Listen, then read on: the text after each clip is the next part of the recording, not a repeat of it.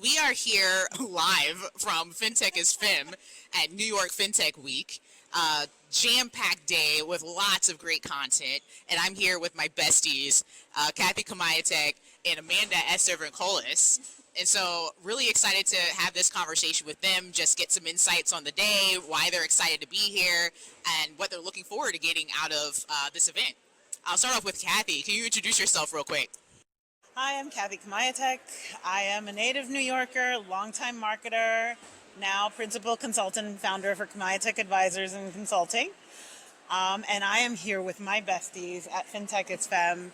I've watched the Fintech is Femme journey from the very start. So proud of Nicole for really just second year, just taking it out of the park. So super excited just to see everything come to life. And Amanda? All right. Well, hi, everyone. Excited to be here. I'm Amanda Estevan-Colas, 20 plus years experience in financial services. I sit on the board of NAFLI. We focus on financial inclusion, and I'm the founder of AG Advisors. Really excited to be here. Like, just to witness the growth of Nicole and these summits is like really powerful. What I love about the summit is the community aspect of it, right? It's all these professional women within the fintech space that's coming together to talk through, leadership concepts. And now with the addition of the digital identity summit, it's more powerful because we're also getting technical knowledge. So really excited to be here. Yeah. No, that technical knowledge is very complimentary. We always hear a lot around professional development, but I think having some of that like insider knowledge on how we can strengthen and refine our skills in this industry is very important. Why do you guys feel like this day is so important, not only for women, but for the communities that we serve in helping us grow and develop as individuals? So it takes that bestie philosophy to a larger scale, right? Nicole said it. Let's fund each other. Let's pay each other. Let's, continue to lift and amplify the voices of women in the ecosystem, because if you give us money, we will build it. And so it takes that bestie concept and just multiplies it. So you and I sit on the board of Paytech Women, and we've been on the receiving end of that sort of sponsorship and mentorship, and that ability to create that tribe and that board of directors.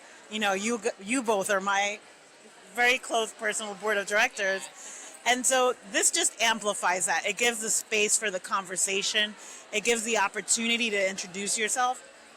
I'm new to this sort of founding, consulting, advisoring world, and it helps me speak about myself in a non-corporate way, in an environment where I feel safe and not judged. So. Yeah, no, I totally agree with Kathy. I love this bestie concept because normally, I think of my board of directors as part of my tribe. But you're right, it is that personal touch. It is taking a step back from the office, from the computers, and really getting a chance to learn from each other, sharing best practices, learning a lot more different leadership concepts, right? This enables us to create confidence within each other, right? Supporting each other in not only financial, but supporting each other in learnings and, what we gain from each other. So it's really exciting to be here. And the fact that the space is just much bigger, grander. I'm just so proud of her. I'm proud of the community that she's built, and it's just so powerful to watch. No, I literally got chills walking in. I mean, we had to walk in a line, I think, that was wrapped around the building. So thinking about the excitement and the energy, and it's almost been a reunion. There's a couple folks that we were talking about at the creator event and some of the other Fintech is Femme events in the past. It's almost been a reunion kind of platform now. A woman traveled all the way here from Germany. That's amazing. And then we got local folks that we just haven't seen or connected with in a long time. So it's been really cool to kind of bring those things together here. Well, you think about it, Fintech is Femme, right? Yeah. You're really speaking to a community of women, but now it's expanded. And so you have the summit, and you see men here. Sort of seeing the power of women coming together. Then just the global nature of it. It embodies New York to the fullest, from the global, the diverse languages, companies, countries represented. It's just it's so amazing to see it expand.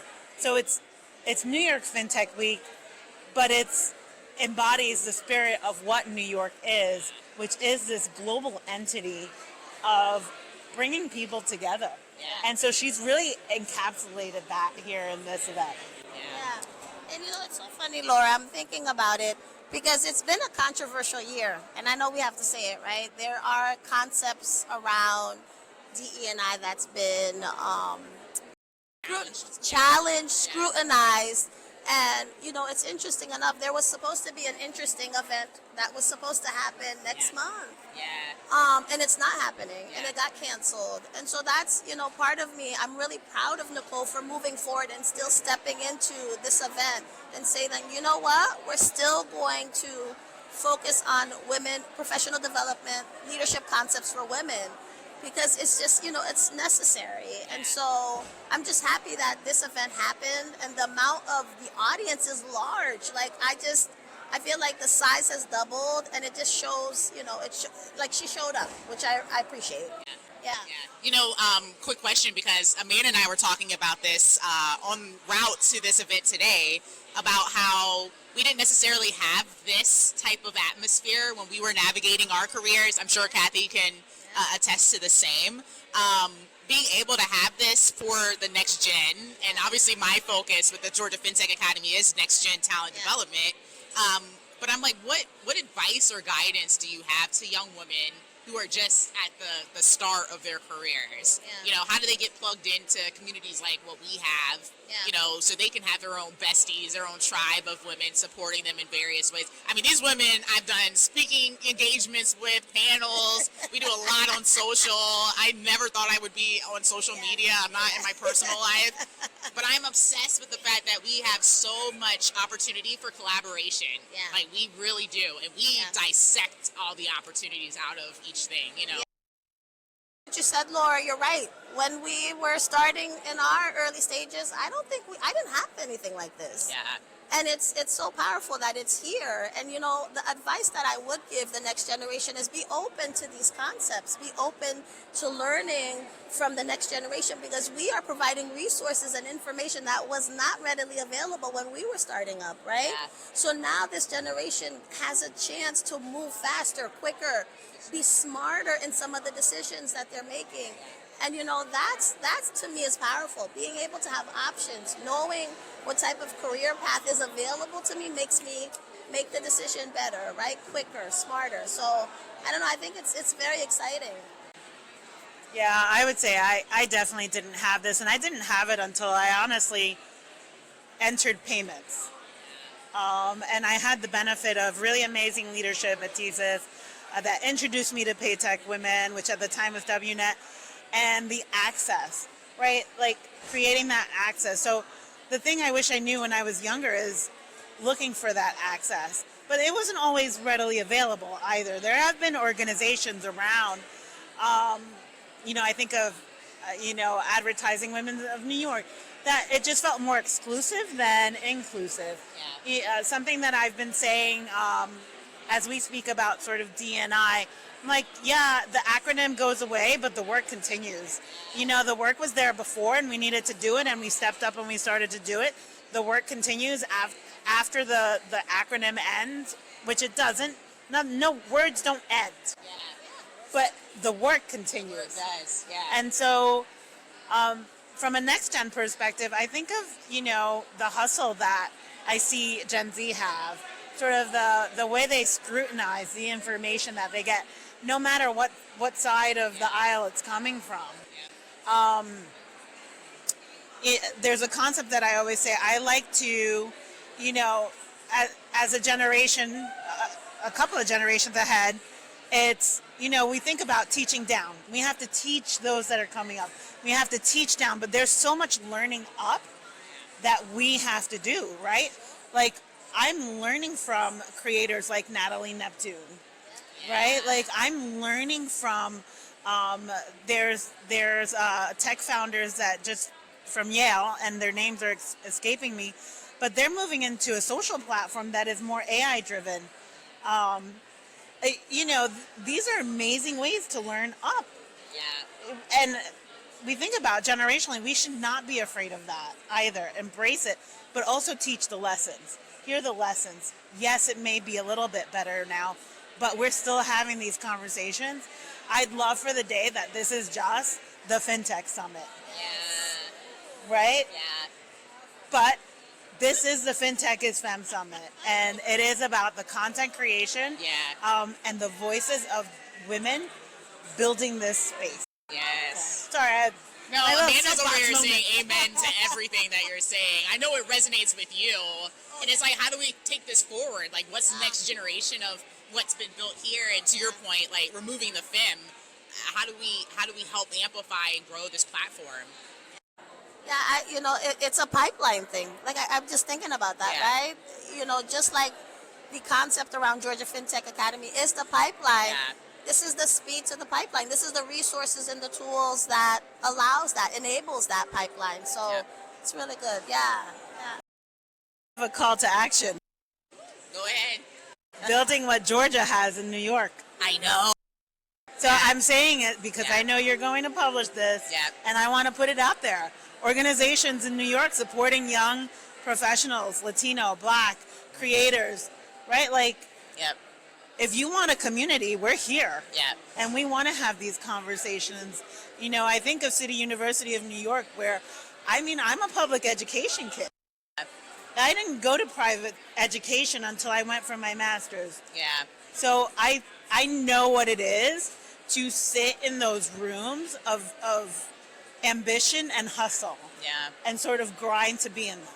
And I think Georgia Fintech Academy has got this sort of secret sauce that needs to just be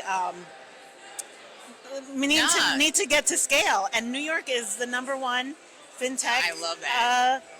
New York has the fastest growing startups in the nation. So, and we have a variety of different education. You don't have to justify it to me, Kathy. I'm already sold. We're here. Let's do it. Yes. This is a call to those organizations that have sort of the opportunity to start coming together. We're here to help facilitate, help create. Anything you guys want to wrap up this conversation with? So for our viewers who may not necessarily be aware of any of the programming we're talking about, Maytech Women to Fintech is Femme, and what Nicole Capperson is doing, International Alliance of Financial Literacy and Inclusion. I've got that right. Yeah, I basically need to have it tattooed on me at this point. No, I love Kathy's call to action, and one of the things I would say is try to find your community. Right, there are so many open associations similar to Fintech is Femme. There's Women in Payments, Paytech Women. There's Money 2020. There's an association that you can resonate with, that you can tap into, where you get a chance to network with other experts, learn best practices, and really amplify your voice in the industry. So, I think take advantage of this because, like you said, Laura, we didn't have that readily available to us. It was a closed off group, and now they're not. They're more open to individuals of color and, a gender. So take advantage. I'll add to that. It's also having diverse thinking, right? If we all say the same thing at the table, then we don't have, we have mono thinking. And so being open to those diverse viewpoints, being able to have the conversations in an intelligent way, coming from the viewpoint of that philosophies may differ, but the common good really is the through line. I would say, don't be afraid to be that dot connector, right? Connect the dots, make the introductions, facilitate the conversations. Don't shy away from them. Don't shy away from the difficult nature that is the spaces that we live and operate in and have these conversations. Don't let anyone, and actually Dr. Gail Burgos, now the new CEO of Paytech Women, she puts this very eloquently all the time. Don't let anyone dim your light. Right? Let your light shine. And if anyone's going to dim your light, then you know what? It's time to move on and continue to shine that light. And maybe that means in other rooms. So continue to shine your light. You know, Paytech Women was that facilitator that has now grown into a lot of who I am in a variety of different rooms. Yeah. Still that room, but growing, including the Fintech is Femme Summit. Yeah, that resonates with me a lot, Kathy. Thank you guys so much. My name is Laura Gibson-Lamothe. You have joined us, Fintech Talks, live here from Fintech is Femme. Please connect with both Kathy and Amanda via LinkedIn, and I will, of course, have links to their LinkedIn bios attached to this recording as well. So thank you all. Talk to you later.